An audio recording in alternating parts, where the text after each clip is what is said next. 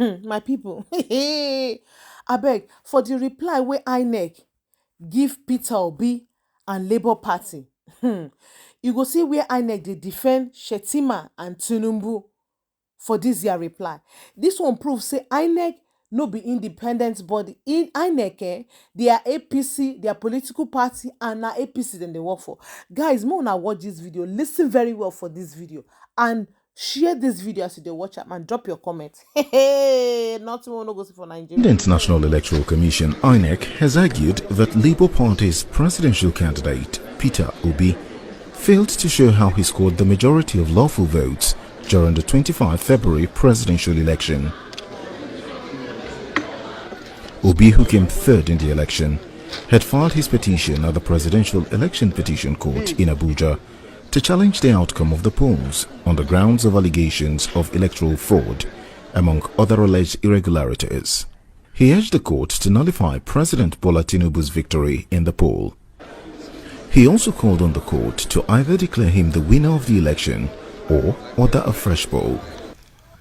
The INEC guidelines on the conduct of the elections were extensively breached, and INEC has evidently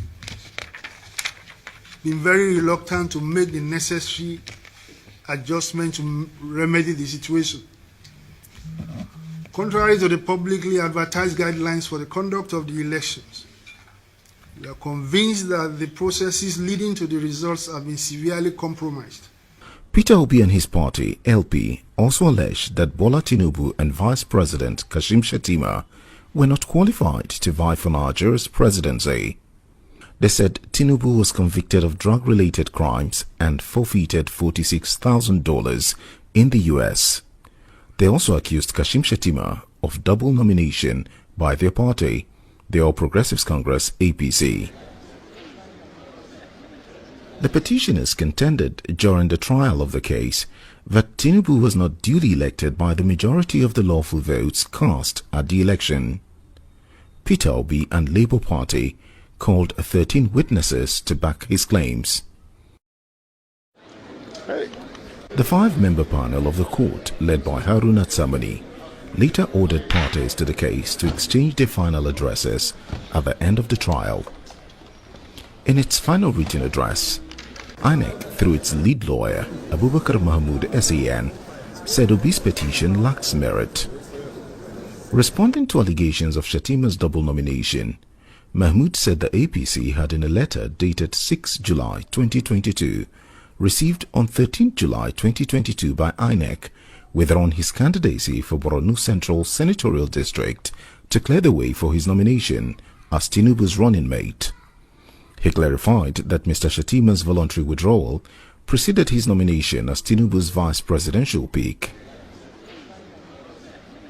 Also addressing the issue of Tinubu's alleged trafficking of narcotic drugs in the US and referencing a letter from the US government tendered during the defense, Abubakar Mahmood SAN said there was no criminal charge, sentence or conviction to support the allegation of criminal conviction or forfeiture. He added that the alleged order of forfeiture, being that of a foreign court, is not registered in Nigeria and therefore not enforceable. Mahmood argued that it's been over 20 years since Judge John Nobeg of a United States District Court made the alleged forfeiture order dated 4 October 1993. On the issue of INEC's failure to upload polling units result of the presidential election to its results viewing portal in real time on 25 February, Abubakar Mahmood contended that electoral officers could not transmit the image of the results to the IRF portal due to the technical glitch that occurred on the e-transmission application hosted by Amazon Web Service.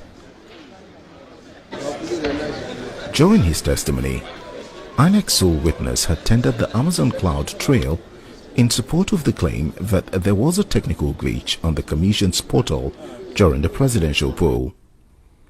Mahmood said the evidence of INEC's sole witness, Lawrence Bayode, an assistant director at the Commission's ICT department, was uncontroverted.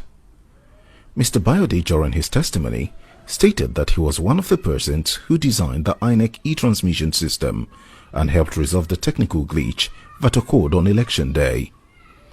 Petitioners Peter Obi and Labour Party neither pleaded nor demonstrated during the trial that unlawful votes of the second respondent, Bola Tinubu, be discounted from the computed scores of the parties, nor did they prove or present any lawful vote to be added to their own.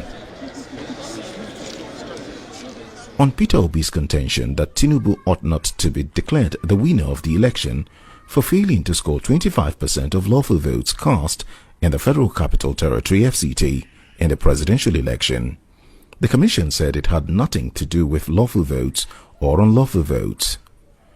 Inec noted that the issue is clearly one of interpretation of the relevant constitutional provisions. In Inec's final address, Abubakar Mahmood added that Peter Gregory Obi failed to lead credible evidence to aid his case. He said there was no mandatory obligation prescribed by the Electoral Act for Inec to transmit and collate election results electronically or to upload same on IREV before collation of results fully. In the court filing dated 14 July, Mahmood SAN said the evidence presented by the petitioners, Peter Obi and the Labour Party, failed to make out a case that the second and third respondents, that is Tinubu and Shettima, are not qualified to contest the election. He argued that Section 134, subsection 2 of the Constitution only requires a candidate to have scored the highest number of votes cast and at least 1/4 of the votes cast in 2/3 of all the states in the Federation and the FCT as an aggregate of 37 states. The petition, for want of evidence, deserves